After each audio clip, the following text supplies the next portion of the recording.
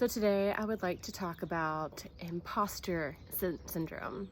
Okay, it's a real thing. There are imposters out there, and I wanna clearly talk about what that is, because I think there's a common misconception sometimes of what that is, and I want to be very clear what it is.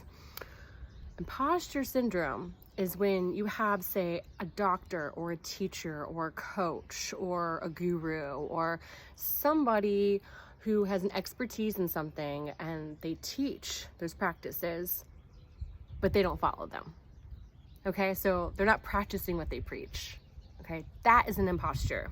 So say the yoga instructor who does not have a personal yoga practice.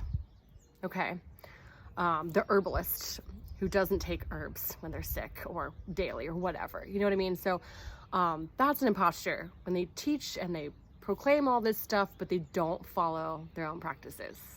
Okay, now the common misconception, I think, is that a lot of times people think that when someone does something hypocritical in their eyes, that they're an imposter, and that is not always necessarily true. And so let me be very clear of what that looks like, or what that means. So say that you have a person who is a nurse, and they're in the back and they're smoking a cigarette. Okay, we know a lot of nurses that like to smoke. So they're not being an imposter if they're still doing their work. Okay, if they are still doing the work and caring for their patients and are knowledgeable at what they're doing, just because they're having a cigarette does not make them an imposter. Okay, and so also you would see like a lot of energy workers who might have a beer with dinner, or let's say what would be another example, a Reiki master who eats meat. Okay, like there are a lot of people's judgments and misconceptions is like, oh, you shouldn't be doing that because you're this. Well, I'm a Reiki master and I eat meat, and so did Hayao Takata, and she was a pioneer in Reiki, and she brought somebody back from the dead. So what I'm getting at is we all have things that we're working on. Okay, I'd rather be learning from an alcoholic who's doing their yoga every day than somebody who says I should do yoga but doesn't do it. Okay, because at least that person's doing the work.